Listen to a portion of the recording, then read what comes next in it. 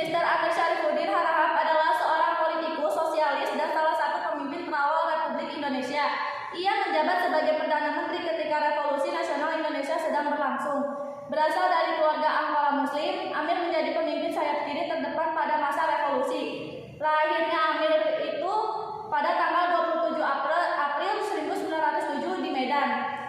Meninggalnya Mr. Amir Syarifuddin ini tepat pada tanggal 19 Desember 1948 di Surakarta. Partai yang diikuti oleh Mr. Syarifuddin, Partai Komunis Indonesia.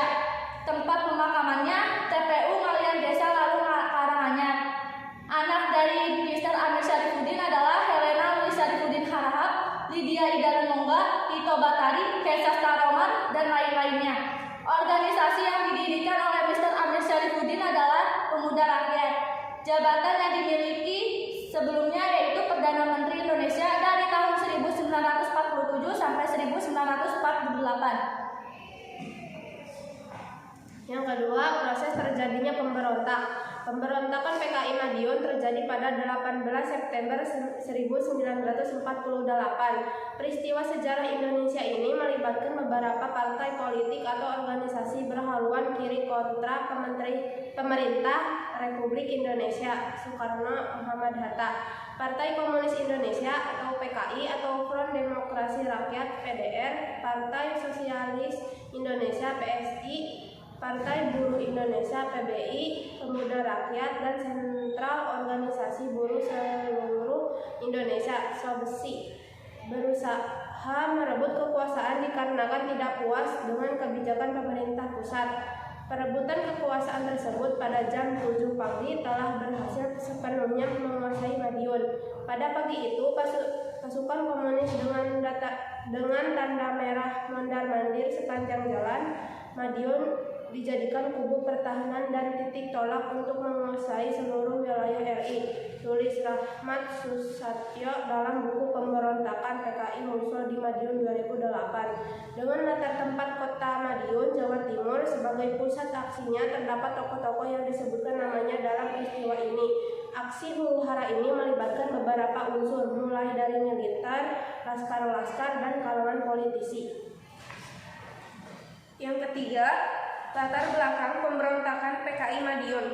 PKI di Madiun muncul dengan tujuan yang kuat serta memiliki beberapa latar belakang. Berikut ini peristiwa yang melatar belakangi PKI Madiun 1948. Yang pertama, jatuhnya Kabinet Amir Syarifuddin akibat ditandatanganinya perjanjian Renville yang sangat merugikan Republik Indonesia. Setelah tidak lagi menjadi Perdana Menteri, Amir membentuk Front Demokrasi Rakyat atau PDR yang kemudian bekerja sama dengan organisasi berpaham kiri seperti Partai Komunis Indonesia, Barisan Tani Indonesia atau BTI, Pemuda Sosialis Indonesia atau PESINDO, dan lain-lain. Kedua, kedekatan Amir Syarifuddin dengan tokoh PKI Muso dan bercita-cita menyebarkan ajaran komunisme di Indonesia. Yang ketiga, propaganda kekecewaan terhadap Perdana Menteri selanjutnya, yakni Kabinet Hatta akibat programnya untuk mengembalikan 10.000 tentara menjadi rakyat biasa dengan alasan penghematan biaya. Kesimpulan pemberontakan PKI Madiun dari beberapa pembahasan di atas maka dapat disimpulkan sebagai berikut. 1. Pemberontakan PKI di Madiun tahun 1948 terjadi dikarenakan adanya beberapa faktor yang melatar belakangi, yakni faktor ideologi karena PKI ingin menanamkan paham komunis di Indonesia, faktor politik yang terkait dengan kekuasaan karena sosial atau ekonomi yang berhubungan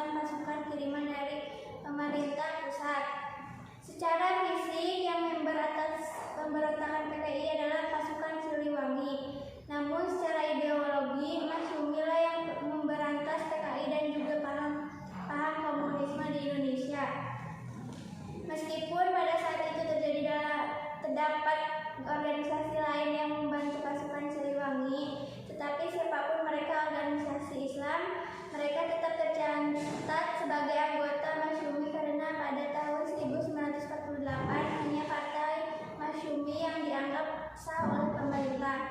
4. Masyarakat Madiun merupakan masyarakat yang abangan sehingga mudah sekali dipengaruhi paham-paham baru dari luar. Hal ini tidak diperoleh suara pada pemilu 1955 yang mana 50% dari masyarakat Madiun lebih memilih partai yang bergenre non-Islam, sedangkan implikasi politik yang terjadi pada umat Islam di Madiun menjadi lebih kuat karena terlihat motivasi dari Masyumi. Sayangnya ketertarikan masyarakat Madiun pada partai politik Islam masih sangat kecil sehingga partai politik Islam di Madiun tidak mampu berkembang pesat karena faktor berikut. Terima kasih. Berikut tadi yang sudah disampaikan oleh kami, kurang lebihnya mohon